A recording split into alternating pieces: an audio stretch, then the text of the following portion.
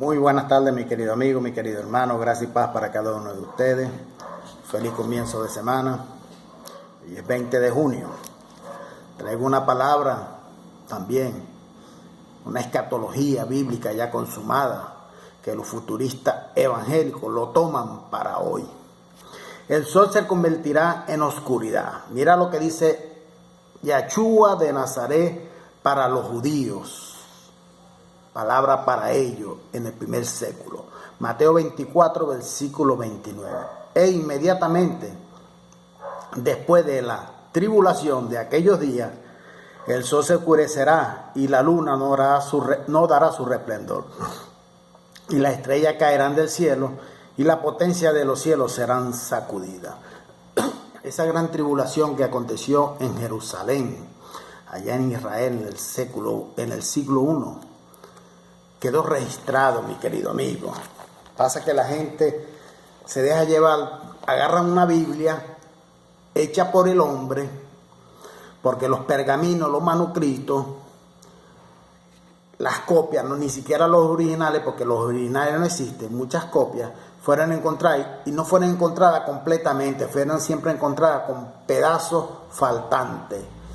Y la Biblia, creada por la religión católica en el siglo III, del siglo III al siglo IV, por el emperador Constantino y el padre Jerónimo, después pegada por los sacerdotes que salieron del constantismo después del año 1500, se salieron del catolicismo, esos sacerdotes que salieron del catolicismo, y reformaron para sus doctrinas.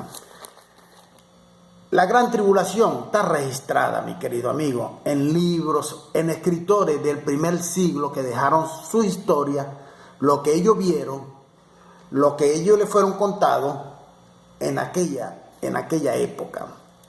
En el año 33, Yahshua, cuando salió del templo y en cuanto caminaba, sus discípulos se aproximaron a Yahshua para mostrarle la construcción del templo. Entonces Yahshua dijo: ¿no ven todo esto? En verdad os digo que no quedará aquí piedra sobre piedra.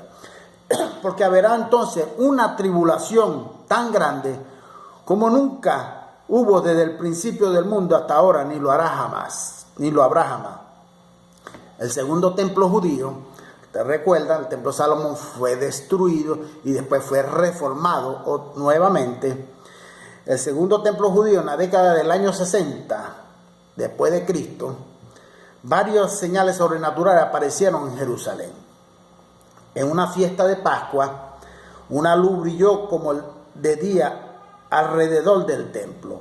Una vaca que era llevada para ser sacrificada parió un cordero.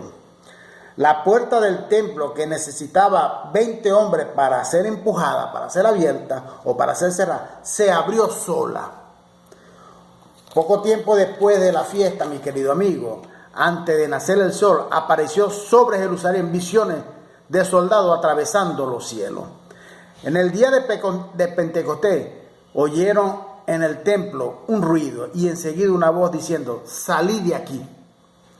Sin llevar esa consideración estas señales, solo ellos pensaban libertarse del dominio romano. Entonces ellos se rebelaron contra Roma.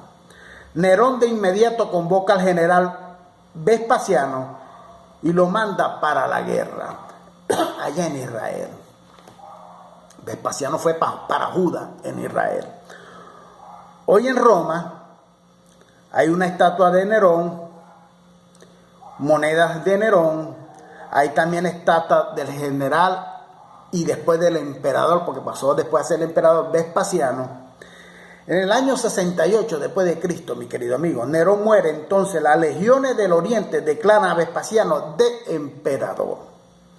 También en Roma hay moneda del reinado de Vespasiano, representando la captura de Judea. Su hijo, el general Tito, con apenas 28 años de edad, será el gran líder de los romanos en esta funesta guerra contra los judíos. También hay estatua de Tito Este joven, corajoso y general de Roma, marcha contra Jerusalén con 24.000 soldados. Los judíos tenían como principal ventaja las enormes murallas de Jerusalén. Los romanos tenían máquinas que lanzaban piedras de 35 kilos a 400 metros de distancia y usaban enormes arietes para derrumbar la muralla. Los judíos se defendían con dardos y flechas. Con la falta de trigo, los judíos buscaban alimento alrededor de Jerusalén, mi querido. Ahí está la gran tribulación, falta de alimento. Entonces el general Tito mandó a cortar los árboles para hacer con ellos un muro e impedir lo que saliera a buscar alimentos. Como resultado, dentro de Jerusalén, en esa gran tribulación, los que morían no eran enterrados, pues el hambre y diversas situaciones los impedían. No había como caminar por las calles porque pisaban a los cadáveres. Se comían fémus de los muertos, podridos, suela de zapatos, los cueros de los escudos. Y hubo una madre, mi querido amigo, que mató a su hijo y se lo comió. Así sería esa gran tribulación y esa gran hambruna que había ahí, que el mismo Yahshua de Nazaret se lo dijo en Mateo 24 a los judíos. Los romanos todavía así, con muchas dificultades, entraron a Jerusalén. Tito había dado orden a los soldados para que preservasen el templo, mas durante el combate un soldado lanzó en el templo una antorcha con fuego. Tito hace de todo para que se apagase ese fuego, mas la guerra que se trababa lo impedía, mi querido amigo. Este incendio ocurrió en el mismo mes y día que Nabucodonosor, rey de Babilonia, lo había hecho incendiar en el pasado.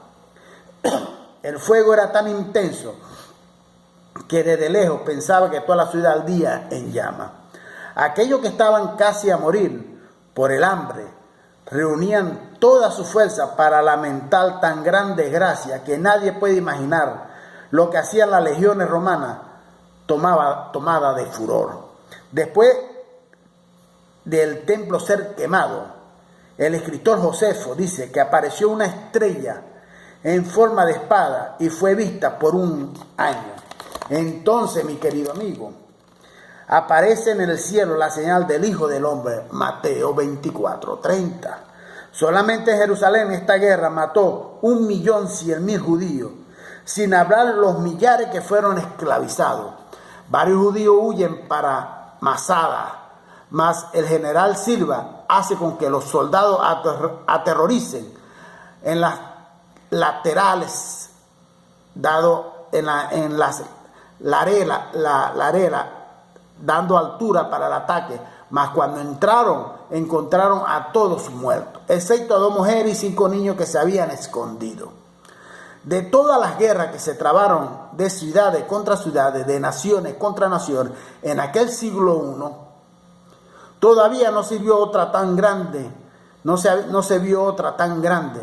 Nosotros no sabemos que existiese otra. Está diciendo el escritor Flavio Josefo, semejante a esta, no sabíamos que existiese otra semejante a esta, que los judíos tuvieron contra los romanos. Lo dice el escritor Flavio Josefo, que lo vivió en carne propia, que lo vio. El escritor Flavio Josefo nació en el año 37 después de Cristo y murió en el año 133 después de Cristo. En Roma existe una estatua de Flavio Josefo. Existen sus libros históricos contando las guerras judío-romanas. En el año 81 después de Cristo, el general Tito muere y el Senado de Roma, para homenajear, manda construir el Arco de Tito. Casi 20 siglos han pasado y todavía se ve claramente en él la representación de la guerra de Jerusalén, mi querido amigo. Según Eusebio y Epifanio, ambos del siglo IV, los cristianos recibieron una revelación y huyeron de Jerusalén antes de la guerra, mas fueron perseguidos por el Imperio Romano de los días de Nerón. Hasta que en el año 312, Constantino, el emperador Constantino, se toma el primer emperador romano cristiano católico. El reino de los cielos, semejante al fermento que una mujer tomó y mezcló 3 medidas de harina hasta quedar todo levadado. También en Roma existe la estatua de Constantino, moneda de Constantino, representando la victoria sobre el Satanás de la religión católica. También existe el arco de Constantino, año 315 después de Cristo. El Coliseo que está al lado fue construido por los judíos que fueron vencidos en la guerra de Jerusalén y fueron esclavizados por Roma, mi querido amigo. En cuanto al local del templo, el califá de Omar en el final del siglo VII construyó allí el domo de Roma. Los judíos todavía esperan construir el antiguo templo, mi querido mío, pero no comprendieron sobre su representatividad. Todavía existe, tenemos el muro de la lamentación, que es muy idolatrado por el mundo pagano.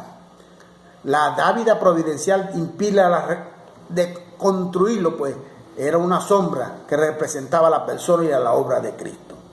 Gran parte de los cristianos desconocen lo que ocurrió en Jerusalén cerca del año 37. Cerca de 37 años. Después de la muerte de Cristo, sí. Después de la muerte de Cristo en el año 33, 37 años después, en el año 70. Muy pocos conocen esta historia sobre la venida de Cristo y sobre el juicio de Dios sobre Israel, mi querido amigo.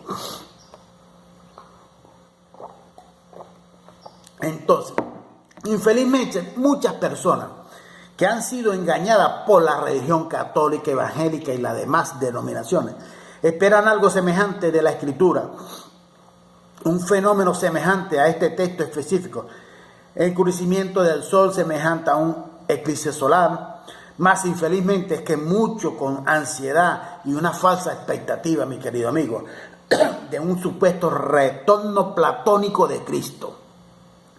Se dejan llevar por versículos aislados y fuera de su contexto y con creencias religiosas, sin al menos analizar los textos y los contextos sobre el asunto en cuestión. Donde son tomados por delirios, estas personas religiosas son tomadas por delirios y fantasía de un evento apocalíptico.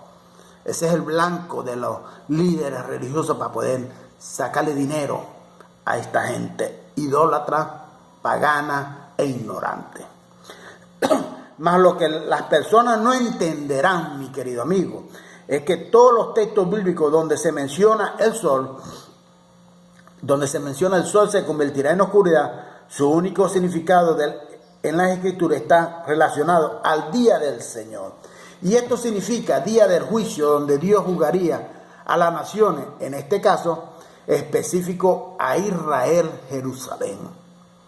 El término del sol se convertirá en oscuridad, quiere decir apenas que la ley de los judíos no brillará más como a la luz del sol, mi querido amigo, para un pueblo específico, los judíos, más el evangelio de la gracia de Dios tomaría esta posición, tanto para judíos como para gentiles, pues después de la resurrección de Cristo no existe más razas o pueblos distintos, todos somos iguales delante de los ojos de Dios.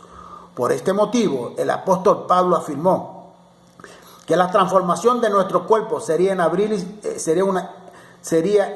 cerrar de ojos, o sea, en la transición de la ley a la gracia, solo eso, en aquella época.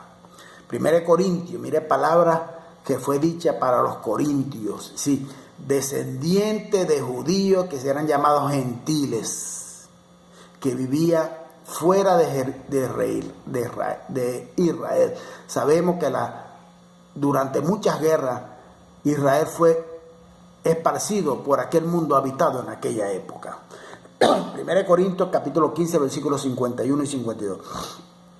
He aquí os digo un misterio, no todos dormiremos, pero todos seremos transformados. En un instante, en un abrir y cerrar de los ojos, a la final de la trompeta, porque esto se tocará la trompeta, y los muertos serán resucitados incorruptiblemente y nosotros seremos transformados. Si las personas, mi querido mío, continuasen esta línea de raciocinio materialista, o sea, todo físico, palpable o tangible, van a tener que aceptar que el dragón de 7 cabezas ahí en Apocalipsis, el dragón de 7 cabezas y con cachos, son reales también. Y así no da, así no da, mi querido amigo. Todas las visiones de Daniel y Juan son figura ilustrada para mostrar una realidad espiritual. Así también hacía el Mesías, mi querido amigo, en sus parábolas, mostrando la verdad y realidad espiritual a través de figuras y parábolas. Pues el texto del libro de los Hechos de los Apóstoles, predicho por el profeta Joel, se estaba refiriendo a un juzgamento, un acto de juicio contra Israel.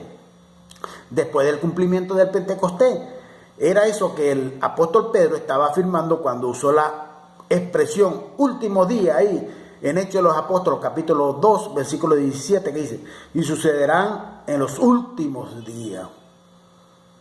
Siga leyendo: y sucederá en los últimos días. Este último día llega para Israel, mi querido amigo, con la destrucción de Jerusalén y del templo, el juicio de Dios sobre Israel por el emperador Vespasiano y su hijo, el general Tito, que comandó esos 24,000 soldados. Ese es el hecho, mi querido amigo, es la historia de la iglesia primitiva. Por tanto, no se deje iludir por eventos futuristas de los evangélicos, los cuales los religiosos evangélicos afirman que van a suceder todavía. Pues eso es una ilusión, es una creencia popular de personas religiosas que esperan un arrebatamiento colectivo que no existe. Todo está consumado. Viva ahora por la gracia de Cristo, mi querido, hasta que venga el día del Señor para su vida cuando usted muera, que es cuando sus días ya se cumplan aquí en la tierra. Su carne retorna al polvo y el espíritu que habita dentro de cada uno de ustedes retorna para Dios, quien lo dio, mi querido amigo. Entonces no se deje llevar por esa ilusión, por ese ministerio del miedo creado por la religión católica y la religión evangélica. No se deje llevar por ese miedo. Todo lo bueno y todo lo malo es hecho por Dios. Y aquí no se mueve una hoja si Dios no lo permite, mi querido amigo. Y lo que el hombre siembre, sea bueno o sea malo, va a recogerlo en su propia carne. Cuando el hombre muere no tiene más paga. Todo se paga aquí en la tierra mientras estemos con vida, mi querido amigo. Entonces no se deje llevar por esas ilusiones, por ese futurismo. Una Biblia que está distorsionada casi 70% o un poquito más de 70%. Muchas cosas añadidas, creadas por la religión para aprisionar al ignorante, al neófito de la fe, en su cueva de ladrones llamado de templo, llamado de iglesia por los hombres, mi querido amigo. Viva su vida tranquilamente, no se deje adoctrinar por hombres, no se someta a hombres corruptos y avariciosos que son esos herejes evangélicos y católicos. No se deje aprisionar su mente.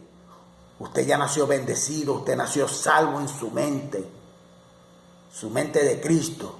Su mente no es de una religión, no es de una doctrina religiosa, mi querido amigo. Viva su vida.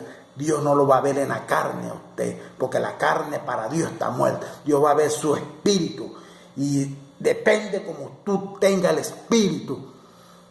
Depende como tú tengas el espíritu.